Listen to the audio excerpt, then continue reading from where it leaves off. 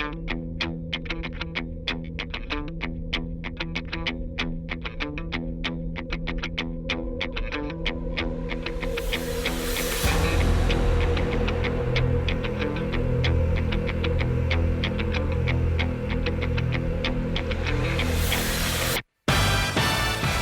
up, everyone? Welcome to the North Leeds Jits Podcast. Today we're beyond excited to have Professor Robert Drysdale, a real legend in, the whole grappling community. Me and Professor Mike were just saying he's done it all basically within submission grappling, in the gi, MMA.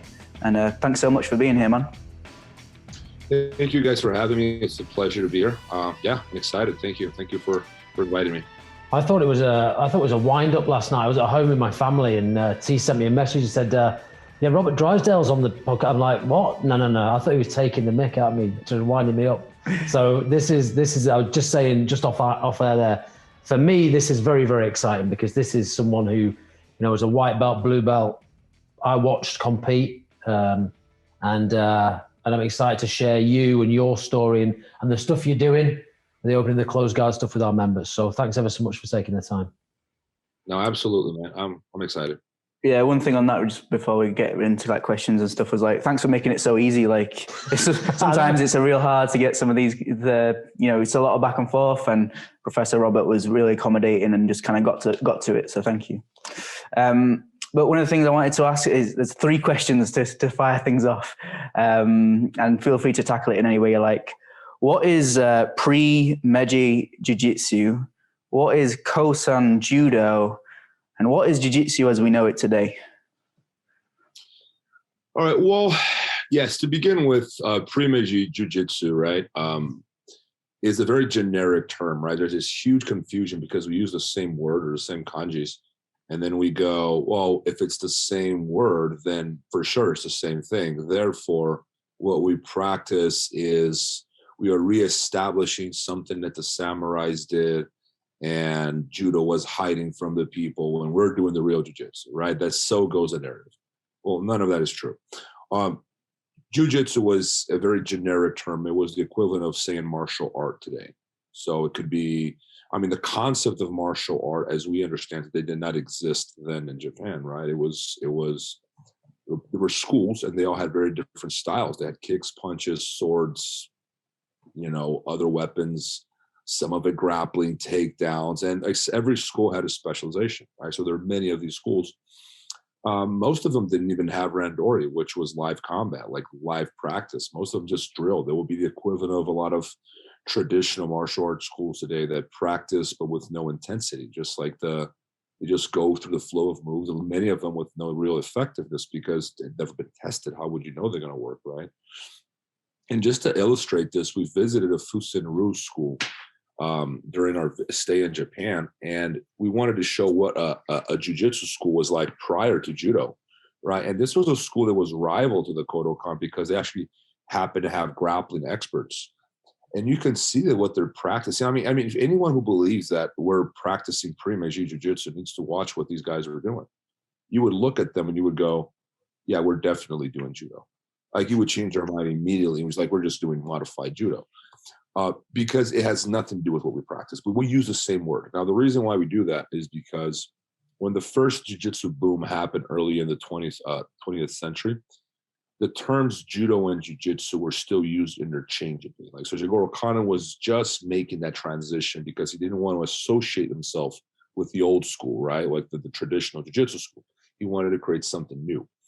But when that first wave of Japanese immigrants came to the West, Europe, United States, Brazil, they used the term jiu-jitsu mostly because the term judo was still very new. And not all jiu-jitsu schools or not all the grappling schools in Japan had been assimilated by the Kodokan yet. So the term jiu-jitsu was widely used in the West, right? So if you look at the newspaper articles, let's say, the first 2 decades of the 20th century, it's all jiu-jitsu. You don't see the term judo comes up less, right? Over time, that changes. When the second wave, third wave of Japanese immigrants comes over to the West, they're using the more modern term, judo, right? Jiu-jitsu is the archaic term. The thing is, in some places, they kept using jiu-jitsu and they just stuck to it, right? Right around that time, like mid-1930s, you're seeing the Gracie family, they're already practicing, judo.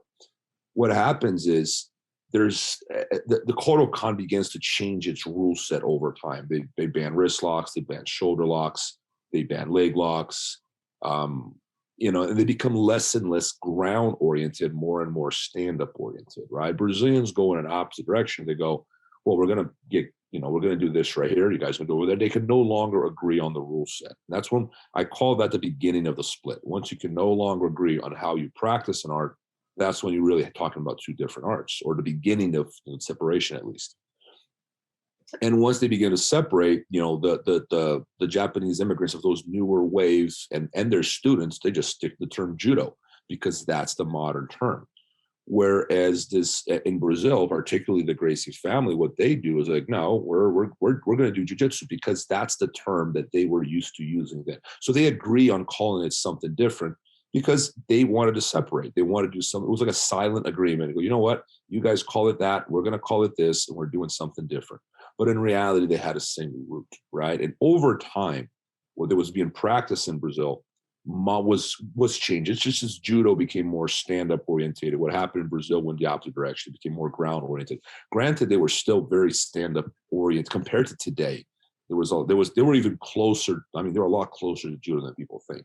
All you got to do is watch some of these guys practices, whatever footage you can get your hands on, and they were, they moved like judokas. Like it was a progression towards what we now call Brazilian Jiu-Jitsu. So that's where the confusion comes from, right? It's an archaic term that became new again since Royce Gracie won in the UFC. So people have the impression that Jiu-Jitsu is a new term. It's actually much, much older than Judo. Judo is a modern term, but Brazilians brought it back, by calling it Brazilian Jiu-Jitsu. But it's really just like it's Judo with its specialization on the ground. That's that's the correct way to describe it. What was your second question again? I'm sorry. Well, it was asking what is then Kosen Judo and then what is Jiu-Jitsu today. But I think unless you would today otherwise, it almost answered a bit about what that is, kind of the progression throughout the. But then my first answer make sense? Does that? Yeah, it did. Yeah. Yeah, because that's a huge. I get this one a lot. People they get very caught up with it because it's the same word, so it must be the revival of something older. It's just they're just using an older name to describe something newer, which is judo. But regarding Kosen Judo, man, I'm no expert in the history of Kosen Judo. To be honest, I know very little about it, so I'm going to give you like the brief rundown. There were schools in Japan that weren't on board. They were on board with being absorbed by the Kodokan, but not on board with the rule set completely. There was some back and forth. Like Jigoro Kano was a man who did not. He preferred the stand-up. Now, he preferred stand-up because that's where his schools, where he comes from, right? The jiu-jitsu schools that he had come from were more stand-up oriented, right? So there's that. The other issue is, I suspect, like Jigoro Kano was a man so influenced by Western ideas. People they think that he's like, oh, he's the traditionalist Japanese. He was a man, like he was in love with the modern world. He understood the modern world. He understood the changes that Japan was going through.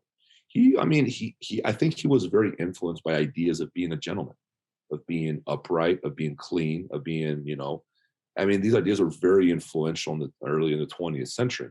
The idea of being rolling on the ground was somewhere filthy. Why would you roll on the ground? So he compared it to crawling, like animals, like humans are meant to walk. Animals are meant to crawl. Like those are his words. So, there's some prejudice there.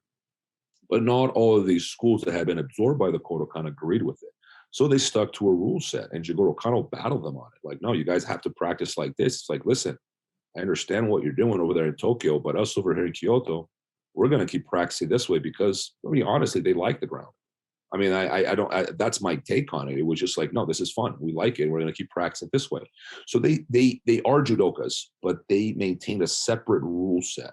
Sort of like, imagine IBJJF and submission only. Everyone's doing jiu-jitsu, right? They make most people compete in both tournaments, but some people really like this rule set over that one, and they stuck to it, and they never really disappeared. And it was somewhat popular for a minute there. During the war, or after the war, when we occupied Japan, we closed down the Butokukai. Well, the Butokukai was associated with ultranationalism, right?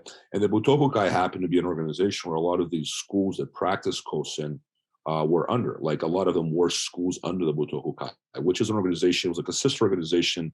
Technically, from my understanding, like Judo was under the Butoku Kai, but they kind of, they become the dominant party, let's say, within that Butoku Kai.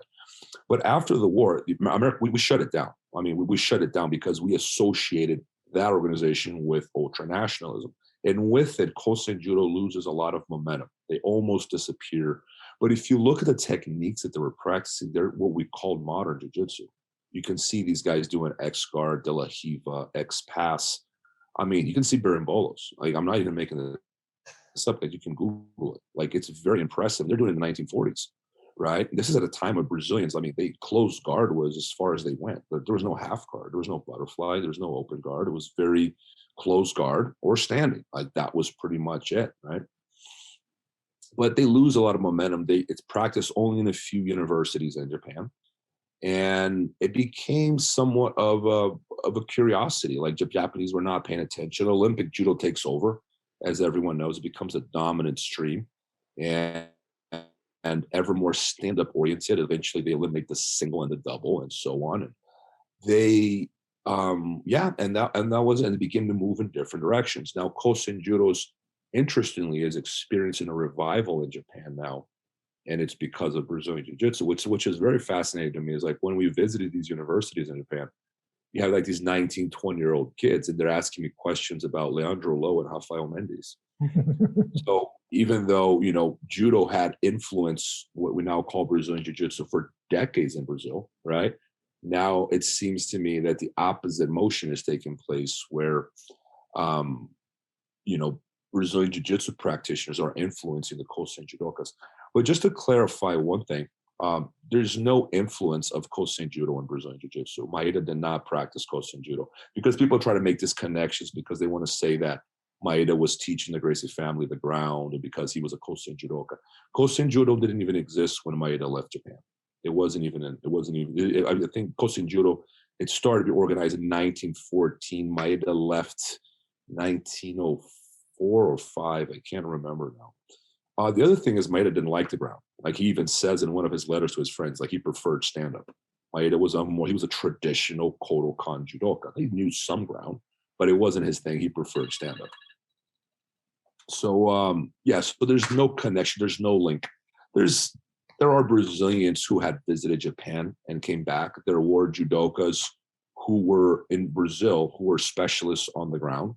Right, so there's some influence there. Most likely, moves like the Ezekiel and the triangle, and some of the other moves that were incorporated into Brazilian Jiu-Jitsu later came from Judo. Very likely, maybe we don't know this. It's all speculation with a Kosen Judo influence. So you can maybe claim that there's like a thin link there, but nothing we can confirm. Always speculative, but it's possible. There were Brazilians visiting Japan and they were bringing back techniques, and there was a lot of, I wouldn't say a lot, but there was some cross training of judokas and jiu-jitsu, just like today. Like, you can go to a wrestling school and learn a move that you can adapt to jiu-jitsu and vice versa. That existed then as well, just to a smaller extent. So that's as and the reason why people like make this confusion between Brazilian Jiu-Jitsu and Kosen Judo is because they look so similar. Now, the reason they look so similar is not because there is Kosen Judo influence Brazilian Jiu-Jitsu. It's because Kosen Judo, you're allowed to pull guard. Now, if you have a rule set where you're allowed to pull guard and you want to, prevent your opponent from passing and you want to sweep and tap them, well, you're going to end up with the same conclusions that Brazilians reach just much later. The difference is the Japanese reached these conclusions 50 years before Brazilians. And what I mean by conclusions are like, we're talking about like De La Hiva or a butterfly guard, for example, because it's human anatomy. If we're trying to do the same thing, we have the same bodies, the same tools, we're going to come up with the same solutions. There's just no way around it. And that's what happens. And a lot of Brazilian friends of mine, they get mad at me when I say this, because it's sort of like a sense of national pride in Brazil, which is due. Like, Brazilians play a huge role in the story. I'm not discrediting anyone for the life of me. But, if you watch Brazilian Jiu-Jitsu practitioners in the 1970s and 80s, before as well, obviously, there's not a lot that they're doing that isn't in any judo book. Like, and I can't think of anything now that I think about it. It was very simple. It was closed guard. Just to give you an idea, Carlos Gracie Jr., president of IBJJF, the leader of Gracie Barra, when we interviewed him, he said, no, I had never seen a triangle until the mid-'70s or late 70s or something like that. We were talking about that today, right? Yeah, we just found that staggering, man. A purple belt at the time, I think. Yeah, and Flavio Bering and said the same thing. Hobson Grace had something similar. They're all like, we didn't know what a triangle was. And I saw a video when I was a white belt. There was I tried to get this VHS tape. I couldn't. No one could find it. But my first instructor, he showed me a VHS tape of Marcelo Bering, right? Flavio Bering's older son, teaching a seminar in Sao Paulo, like early 90s. I want to say 92, 91, 92, maybe 93. And he's teaching a seminar in Sao Paulo. And he goes, all right, guys, we're going to learn this new move now. We're doing it in Rio de Janeiro. It's called the triangle. This is early 90s, and people in Sao Paulo didn't know what a triangle was. So when people tell me that Brazilians revolutionized the ground, I'm like, man, like they played a huge role. And for other reasons, we can talk about those reasons next. But it's not true. I mean, they're doing berimbolos in the 1940s in Japan. Like there is an enormous discrepancy in the technical canon that the Japanese are presenting through Pro Sen Judo, and Brazilians are presenting in the 70s and 80s. And it's not an attack. It's just, I mean, you can watch the footage. You can draw your own conclusions. Like look it up on YouTube. Watch these guys grapple and lost the Kosen Judo's grab. Look, buy. You can, if you remember Japan, you can buy these books of like Kosen Judo techniques. You can see some of the stuff they're practicing. I suspect you could probably buy older ones too, and you're gonna find it. I mean, it's very sophisticated for the time when you think about it, which to me indicates somewhat of a competitive scene, because you don't reach the conclusion of a De La Riva unless you're practicing in a competitive environment. Just think about how long it took for Brazilians to reach these conclusions.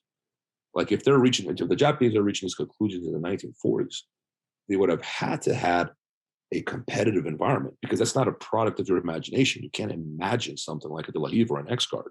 You have to be on the mats rolling every day, experimenting, failing to draw and imagine how many times you have to fail to reach the conclusion of a De La Riva. Now, it's really staggering when you think of my guess is there were many practitioners, because you don't reach those conclusions in small numbers or with little practice. Just to give you an idea, look how long it took for Brazilians to reach a butterfly guard. We're talking mid-90s. Look how long it took, because there weren't that many practitioners in Brazil. There weren't that many competitions. So the technical evolution is slow. I personally don't believe that technical evolution is a product of genius. I don't believe that. I don't think it's, oh, this guy's so smart, he's coming up with new techniques. I don't believe that. I think new developments are a product of competition.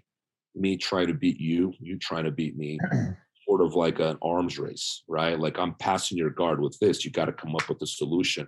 You come up with a solution, and a year later, I come up with something that outdoes that, and so on. Like it's competition that elevates any kind of, endeavor, really, not genius necessarily. Yeah, I would say competition and necessity, right? And a need to find that answer to the problem. I talk a lot to our students around, trying to simplify it in by saying jiu-jitsu to me is a series of problems that we're trying to understand and overcome. And you've got to find the answer to the problem in the right order sometimes, right? And sometimes you get the order wrong.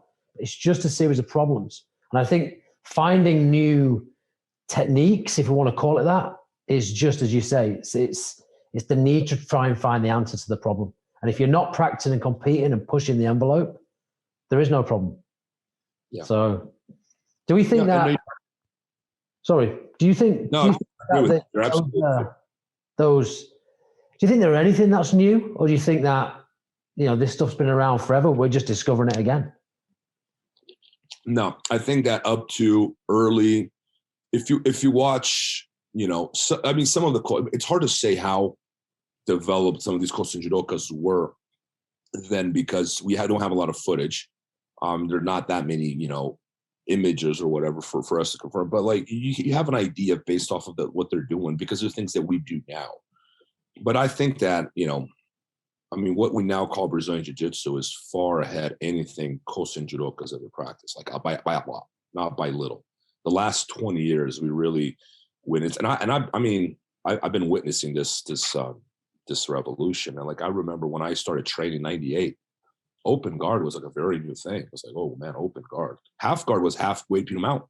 There's no half guard sweeps. People are just getting started doing a half guard. Like it was a halfway to mount. You're in a half guard, you're halfway to mount. That's how we looked at it. Free one leg and you're in mount.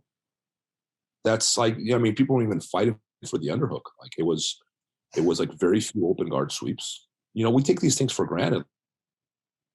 Like, oh yeah, of course, you spider guard De La Hiva, hold the sleeves. And I was like, whoa, grab the sleeves. It really was something, I mean, and this, we're talking like 2000 was not that long ago. So I witnessed this revolution, man. And I thought when I was a purple belt, I was doing very modern jiu-jitsu.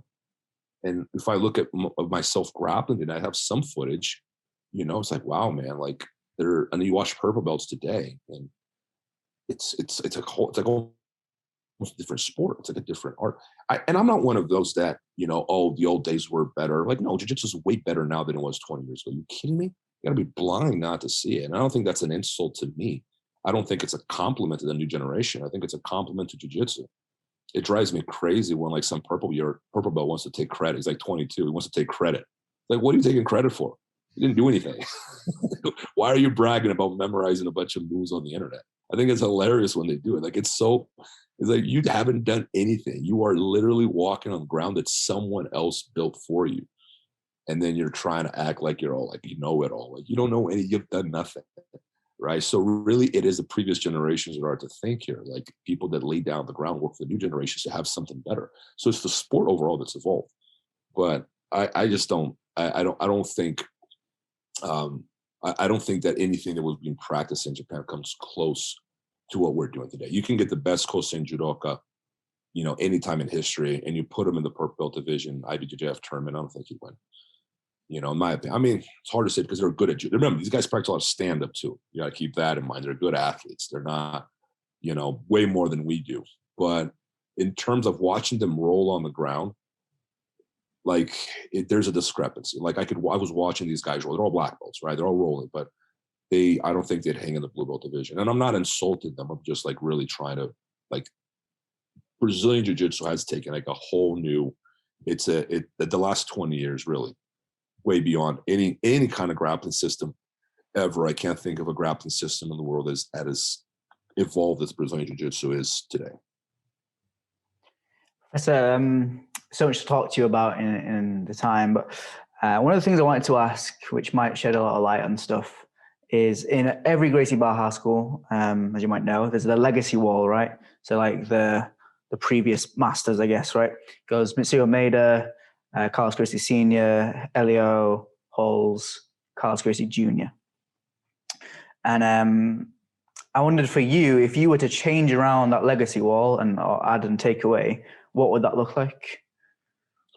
That's a good question, man. Like I've been asked that before. I think as humans, we have this obsession with like linearity, like everything, because it's simple, right?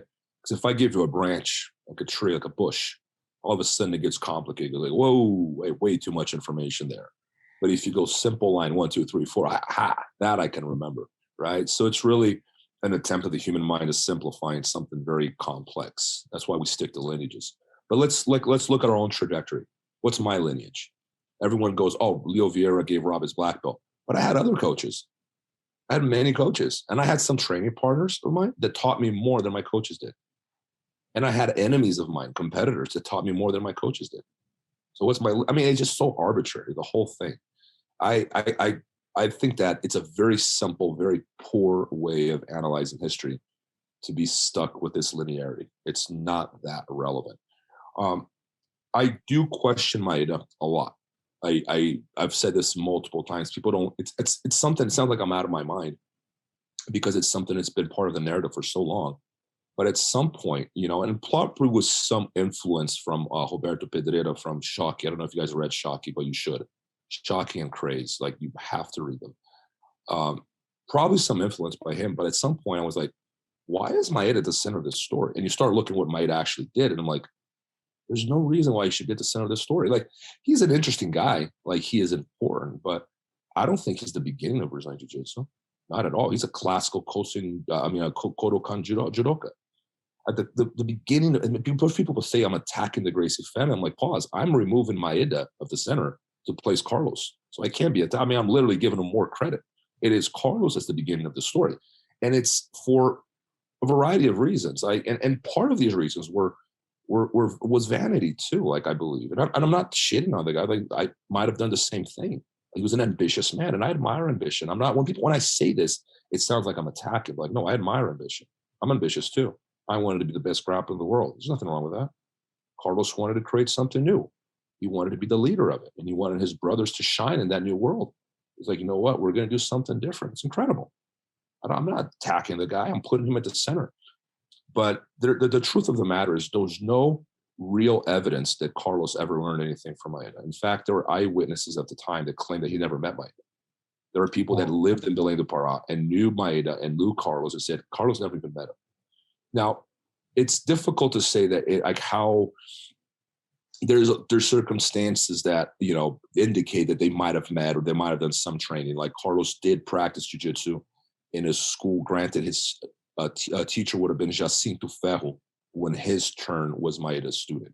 So what likely happened was Maeda retired, pursuing more profitable endeavors. He becomes more involved with Japanese immigration, right? He becomes an ambassador to Japanese immigrants to the Amazon.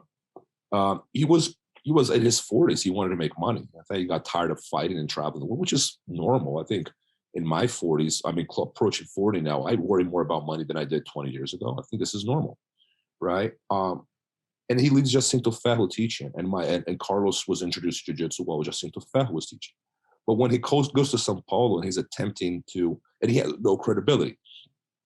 When he goes to Sao Paulo, he has no credibility because A, he's Brazilian. Who the hell is going to believe a Brazilian teaching judo / jiu-jitsu? No one, right? If an American, like you guys as a British, have a hard time teaching Brazilian jiu-jitsu over there because you don't have a Brazilian accent. It's true. Americans have the same problem over here for a long time. It's like you're teaching Brazilian jiu-jitsu, but you're not Brazilian. No one takes you seriously. And Americans were livid because like, I'm actually really good at jiu-jitsu, but no one believed them. And you get these crappy guys from Brazil with no background, hoaxes, frauds. And they would show up with a black belt in somewhere in California and then open a gym. And they have like 100 students in a week because they have an accent. And they were frauds. So you imagine in Brazil in the early 20th century, it was the same thing. If you're not Japanese, how the hell are you teaching jiu-jitsu? And Carlos was Brazilian and he's white. And he's going, no, man, I know jiu-jitsu. I was like, really? You know jiu-jitsu? And you're going to go to the epicenter of Japanese immigration in Brazil, which is São Paulo, with all these, like, you know, judokas with tons of experience. And like, you are going to teach jiu-jitsu? Yeah. Like, who did you learn it from? I learned it from Maeda. But Maeda was famous and was respected, and that gave him credibility. Now, he might have met Maeda. He might have trained with him. We don't know that. We know that whatever he practiced in Belém do Pará was under Jacinto Ferro. So if we were really pressed to put someone on the wall there, at the very least, we would have to have Jacinto Ferro between Carlos and Maeda. If not, Gio Mori and Donato Pires dos Reis as well. I think Gio Mori, which is a very ignored persona in this whole story, he's a better candidate to have been a teacher to Carlos than Maeda.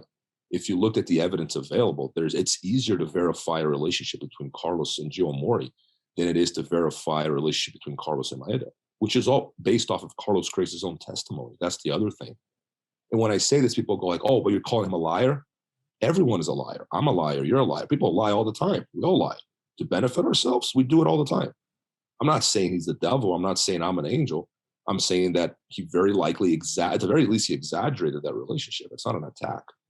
I mean, you have to have like a somewhat of a skeptic understanding of human nature to be able to look at these things and go, okay, this guy, he did something amazing, and I'm thankful for it, and I love what I do, and I'm happy that he did it, but it doesn't mean he was a saint, you know, and he probably exaggerated because he needed credibility. You can't just go to São Paulo in the 1920s, 30s and go, oh man, my teacher is this guy called Jacinto Ferro. No one's going to take you seriously. So he had to say Maeda, and he stuck to the story. I don't think it diminishes anyone's role. I don't think it changes the outcome, but it does, you know, I think it's important to correct the narrative. But to answer your question, I think it's too complex to have 3-4 pictures there, like a Mount Rushmore of you know, jiu-jitsu lineage. Like at my gym, I put on the wall the pictures of my teachers, the people who taught me, right, what I know, because I know them personally, and they taught me. So that's what goes on my wall. I'm not discrediting the people that came before me, but I think it's too complicated. I don't think you could have like a top three. It's too. Carlos Gracies is without a doubt the beginning, but it's very difficult to create like a top five. Like there's too many names or too many people involved. There's things that we don't even know of. That's the other thing. There's a lot that we. Yeah, and the longer you stay in jiu-jitsu yourself, the more influences you're going to have, right? Like just like yourself, I started a few years after you, early 2000s, and I can count 3 or 4 very, very influential coaches, professors who have been around in time. You travel, you spend time overseas, you work with somebody else, and then, like you say, training partners too. It's the same thing, and you are a product of all that influence, aren't you? Not just, like you say, a handful of people on the wall. Yeah, good point. And it's like that classic view of like an empty glass, and someone's pouring the knowledge into the empty glass. Like the sensei gives you all that knowledge, and we all know that's not how we learn. I've had coaches that I respect that taught me very little, and then I have training partners of mine that I consider almost like senseis because we went to war every day, man. Those guys taught me so many lessons, but no one ever calls them a sensei, but they actually teach you more than your coach sometimes. For sure. As interesting as I find like all the history of jiu-jitsu stuff, it would be remiss of us not to just talk a bit more about wider jiu-jitsu stuff with you since we've got you here. But I would encourage anyone listening to pick up Opening the Closed Guard, the book about the documentary that Professor Rob's making. And do we know when I know you've been asked a lot about when it's going to be out, and do we have any rough ideas? It's been a rough ride, man. Like here's the thing. At some point, the sense of responsibility grew a lot. Because I don't realize the importance of this project until after it was done, filmed, right? And that's when I'm like, holy shit, man, we got something very, very special here.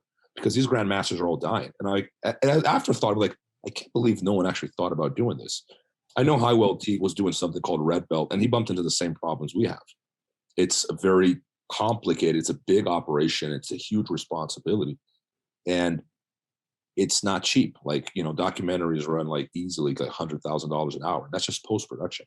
That's not even the actual filming. That's just editing. So it's a very expensive, very time consuming, and the sense of responsibility has grown over time. And this is why I'm favoring the right approach, quality over speed. I'm not in a hurry. I understand that this is something that's historical and it's not going to be redone. And I'm not trying to brag here, but it can be redone, because even if you have better, more informed historians in the future, you're not going to have the grandmasters. You can't get their testimony, right? The eyewitnesses, the people that were there, they're gone.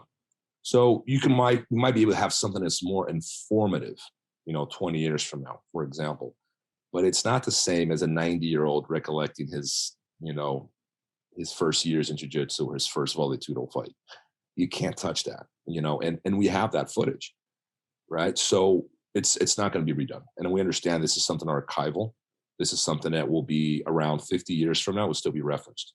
I believe that, because as long as jiu-jitsu is around and people want to know their history, unless you want to dive into a lot of history books, which most people don't want to do, your reference will be a documentary. So it's a huge responsibility. But to answer your question, I don't have a date. Like we've been saying, we're going to release it this year. We've been saying that for like 2 years now. So it's very hard for me to say so, but it's only because we're trying to make it better. Like, yeah, if we wanted to do a sloppy job and put it on YouTube, we would have been done 3 years ago. But we don't want to do something sloppy. We don't want to do something half-assed. We want to do something that people were like, wow, right? But the biggest challenge has been, condensing, 140 years of history in 90 minutes. It's been very, very difficult. Because if we're going to introduce a new character, let's say Gio Mori, I can't just mention his name and presume that people know who he is. I have to give him background and explain why he's important. You see? And that takes 5 minutes at least, right? And let's say I want to challenge a myth, right? I can't just challenge the myth. I have to talk about the myth first, because I can't presume that the audience knows the myth in the first place. So because we're correcting so many years of history and we got to give it some background, everything we do takes a lot of time. And next thing you know, we're at 3 hours. I'm like, oh, this doesn't work. We have to cut. But then the more you cut, the less complete it is. It's like, I'm happy to see the 3-hour version if you do that. I'm happy to watch that. The Snyder cut. The fanatics like me and you guys, yeah, we'll watch it if it's 5 hours, right? Yeah. Historians, like the people that are, but you have to find that balance. This is a balance I'm not too happy about, because I'm one of those that goes, well, who cares if people don't like it, as long as it's accurate, like that's the only thing I care about. But you have to sell it, right? You want to put it on a big channel, and then you want to introduce it to people who may not be fanatical about jiu-jitsu. Maybe they know about it. Maybe they heard about it on the Rogan podcast. Maybe they think it's interesting. Maybe they have trained, or maybe a cousin of theirs trained. They're like, oh, sounds interesting. So and that's the 90% of your audience in reality, or the people who have heard of jiu-jitsu but may not even train, or maybe trained once in their lives. That's 90% of your audience.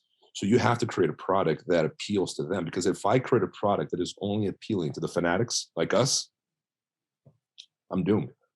As a producer, I'm doomed. It's a shitty balance, man. Trust me, I don't like that balance at all, but we had to water it down a little bit too, because if it's too dense, right? I will lose our audience.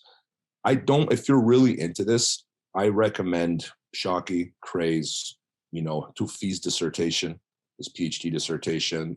That's the kind of stuff I'd be reading if you really want to get into it. I think my book is a good introduction to that as well. Not because it's my book. I think it's an easy read, and it's like, okay, this is basically, what's out there. But I recommend Hala's biography as well, even though it's almost exclusively, testimony of family, friends, and family members. It's still worth reading. But, there's no way we can go be that dense about history or that thorough about what we know in a 90-minute film. It's just not possible. If I could make a personal request, if we could get those on audiobook, that'd be amazing, because I'm terrible at reading. No, my book is coming out audiobook in about a year or two. Really? Yeah, but it's the thing about audiobooks is everyone prefers them, but man, like sitting down there and recording is a pain in the butt, and these guys charge a lot, so I have to do it. I don't have a lot of time, but I will do it eventually. I'll have to read the whole thing myself, but I don't know when. I got to free up my time. All good. It strikes me that I think, the jiu-jitsu community needs it though. Like you said, I think it needs that kind of stamp in time now of the past for the future. Because someone's got to do it, and they've got to do it now while the information's there, right? Because if we wait, it's gone, like you said. So I'm very excited to see it. Oh yeah, I think it'll be good. Like I always say that you can't. I truly believe this. I don't think you can have anything good built on a foundation that is inaccurate, right? If you're going to build a house, that very foundation, the very first bricks you put, they have to be pretty solid, because you're going to have to hold a huge house, right? The bigger the house, the better the foundation. If you have a foundation that is inaccurate or incomplete, it compromises the entire building. So for us to revisit our history and write it as accurately as we can, and I think it's a necessity almost. I don't understand. I get it why people would think it's a piece of an attack on the Gracie family, because people presume that anything that is not a compliment or is an attack, right? And that's any kind of a different interpretation is immediately viewed as an attack. And I've spent so much time trying to defend myself from this and trying to show to people this is not what we're trying to do. I had a guy write me the other day, true story, Brazilian guy. He writes me, and you're a liar. Your book is full of lies. You're a piece of shit. Blah blah blah. It's going off right on Instagram. I'm like, damn, this guy really hated my book. And then I go and check his Instagram, and he's like a normal guy. It's not a troll. He's got a family. He's a black belt. He's got 5 stripes on his black belt. He has a gym in Brazil. Legit guy. He seems like a normal guy. He's going off, right? Why didn't you interview Helio Gracie? And I'm thinking, well, he's been dead for 12 years. But I could find a fortune teller or a medium, and maybe we could communicate with him in the afterlife. And then why didn't you interview Robson Gracie? And I'm like, we did interview Robson Gracie. Why didn't you interview João Alberto Barreto to have him tell you the truth? I'm like, well, we did interview him. And that's when I was like, wait a second. He's not read the book. This guy didn't read my book. He's not read the book. So I write him, did you read my book? And he goes, no, and I'm not going to read it because it's full of lies and blah. That's what we're dealing with here, man.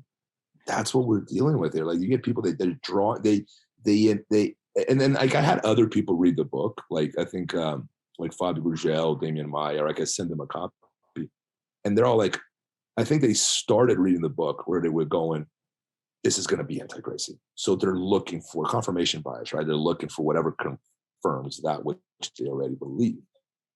Anything that contradicts that gets thrown out the window, right? So they're not reading it honestly. They're reading it in a very biased way. They're going, this is for sure a piece of it. And so like anything they do is, anything they see that confirms it is reinforced, right?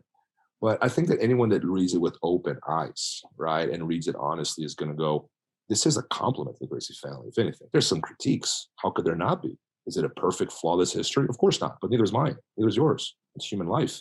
And that's an honest interpretation of history. If you interpret history and you think that you put these people on pedestals and these people are all perfect, I'm sorry, you're not a good historian. You don't know how to read or write. Like you have to show the good and the bad. And that's how you write it. That's okay. That's normal. It's not an attack.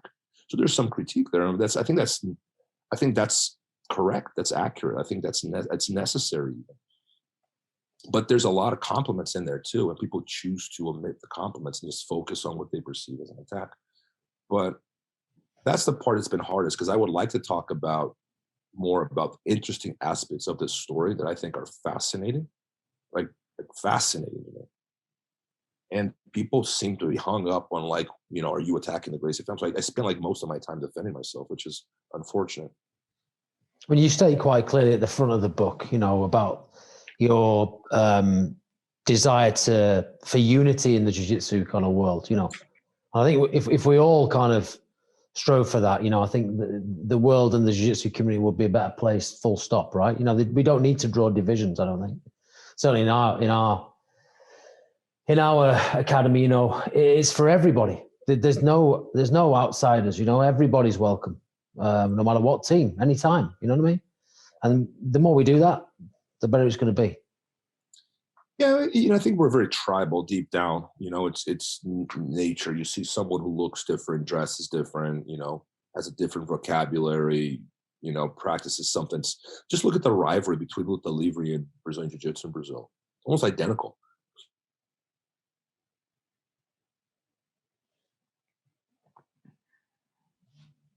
Similar we are, the more we can't stand each other. Like it's very, when you think about it, it's very, I think there's something childish about it almost.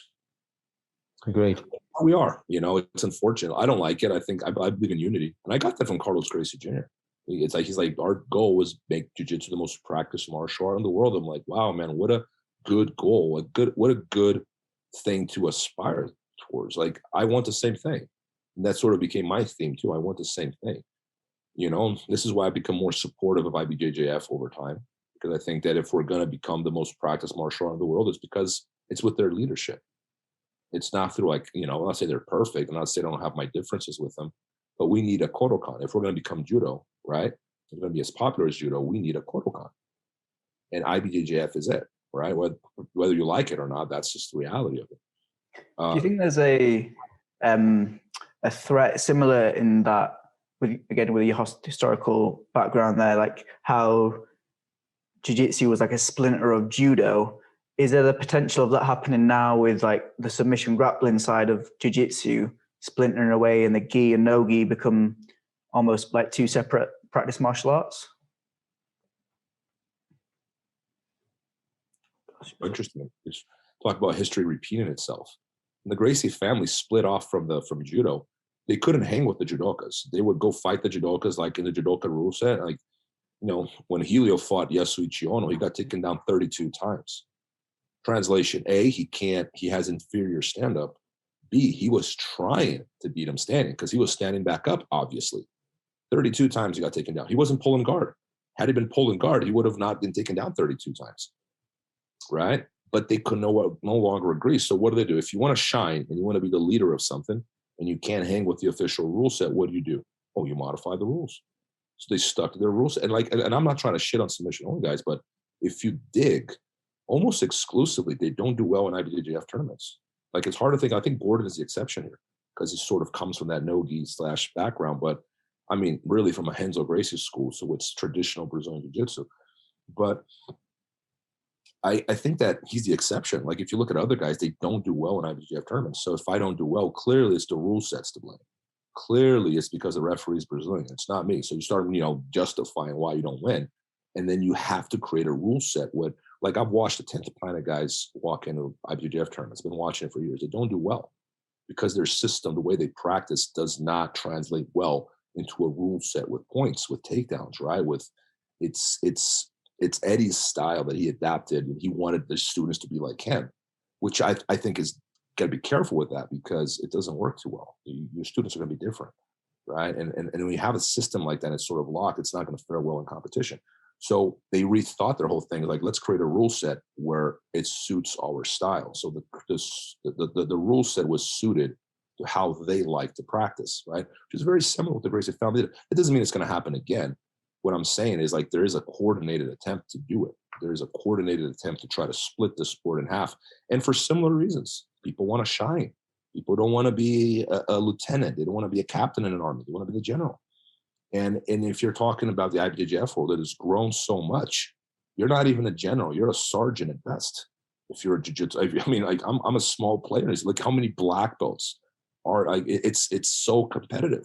I don't get to be the boss of anything in jiu-jitsu, right? So if I want to be the boss and I want to be the alpha dog and I want to be that guy that's in the center of attention and I want to be that guy that's leading everyone and telling everyone what to do, what do I do? Well, I create a new niche. I create a new sport. Jigoro Kano did it. Carlos Gracie did it. You see what's happening? So I think that at the very bottom of this, it's not what's best for the sport. When I hear these people like, oh, this is the real jiu-jitsu, like, no, it isn't. There's nothing to do with that. There's nothing to do with that. This is vanity. This is ambition. And I'm not shading on it. I think I respect it. But like, we have to call it what it is. I mean, to call it what it's not going to get us anywhere. Let's call it what it is. Is it what's best for the sport, that your ambition splits this sport in half? Or is what's best for the sport that we remain united? And perhaps we can have like a separate rule set, like Kosen Judo is a separate rule set outside of Kodokan, but there's still judokas. And we got to be aware of that, right? We have to be aware of where we are in the history of our sport. And if what's best for this art is for it to splinter into 2-3 different factions. I don't think it is. I do my best for it to stay the way it is, united. But there's definitely an attempt to split it. And I don't think it's for noble reasons. Professor, we're going to have to go soon just because we've got classes to teach, but I would really like to ask you, and we like to ask this a lot of our guests, is what for you does it mean to be a martial artist?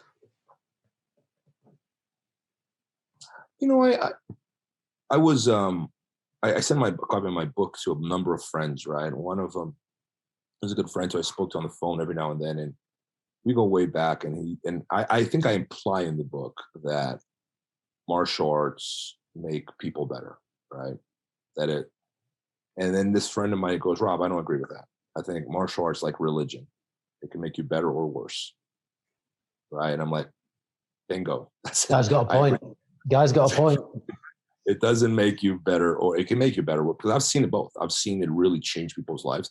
Ironically, the better people get, technically, the more likely they are to become worse human beings.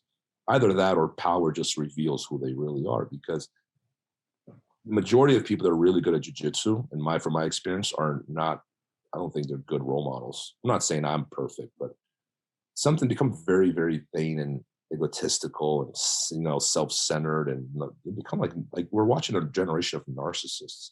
And I think jiu-jitsu is making them more. It's just bringing them out. Like, this is a vehicle to express a narcissism that was always there, perhaps. But I like to think that, if you look at the good lessons of martial arts, if you look at the good things they bring, like it's an introduction to yourself, because you don't really know who you are until you're put under pressure, right? Everyone's tough until they're put under pressure. Everyone has heart and everyone's a go-getter until it comes time to win when you're exhausted. It's easy to make these claims, and I've seen it so many times. The guy who's like super tough, and I'm like, yeah, I'm a tough guy. You throw him at a Naga tournament and he breaks first fight, like breaks, zero heart. And then you see the nerdy kid is like, cannot get a girlfriend to save his life, can't even make eye contact, he's so awkward, right? Has the heart of a lion, had no idea. and no idea, right? And martial arts does that. It introduces you, like it is a vehicle to better yourself. And the lessons you learn there, they carry to everything you do in life. They're all on the mats. Like every kind of like strife that you encounter on the mats, it translates into anything you're going to do in life. So it really is an amazing school for life. Now the question is, are you paying attention at the lessons? Or are you focused on the bad? Are you focused on because there's negative things too about it, So I guess it depends on where, there's that old story, like the Native American child asks like the grandfather was like, what's man like? And he goes, there's a good wolf and the bad wolf. And then the grandson goes, well, which one wins? Well, whatever wolf you feed, right? That's human nature, right? Whatever wolf you feed, that's the one that wins. You feed the bad wolf, well, it's going to beat the good one. You feed the good one. It's pretty, it's pretty, so I think it's the same with your martial arts journey. Like it's whatever you feed. To me, it means, it's something that I lean towards as I get older, perhaps. Maybe because I'm retired, maybe this is selfish of me, I don't know. But I lean towards Jigoro Kano's view of the whole thing. It is a means of education, not a means of show business, which is why he dissociates himself from traditional jiu-jitsu schools, because they were increasingly being associated with the circus and professional fighting, right? And he didn't want anything to do with that. He wanted to be something this is something that's going to improve on people's lives, right? And I think judo has had a very positive impact in the world overall.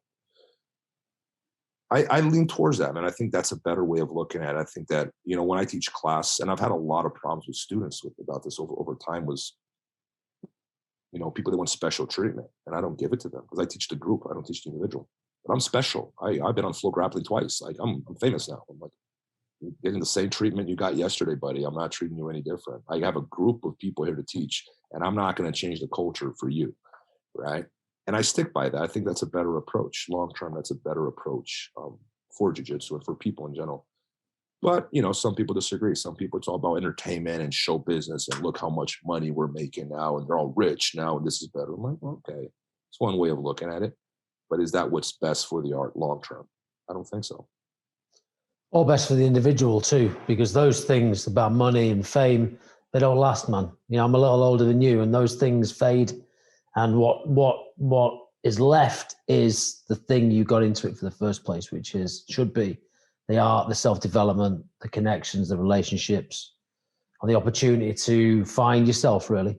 So some great wisdom there. Man, I've loved this podcast, Rob, but I'm a little bit disappointed because we never even talked about your fighting career, the 2000s, the time I watched you beat Marcelo Garcia and all that stuff. So, I don't know. I mean, we'd love to have you on again. If we when you come into England, man, come to our academy. Come over anytime. I'm down, man. I'm down. Yeah, no, for sure. We can do this again. As soon as things open up, I do have a trip to Europe planned. Yeah, I'd love to. I've been. Please come over. That's no shit. Like, honestly, if you're anywhere near the UK, we'd love to host you here. 100%. All right, we'll do. Let's do that. As soon as the borders open up, and I think we are open to UK, but I normally go to Europe. I hit like 5-6 countries. I think like a few more months we should open up, and yeah, we can plan something. Yeah, absolutely. 100%. Legendary Professor, thanks so much for your time, and thanks so much for the stories. Thanks so much for the book. I'm looking forward to the documentary, and we'll definitely speak to you soon. All right, thank you guys. It was a pleasure. Professor, All the best. All right, ciao.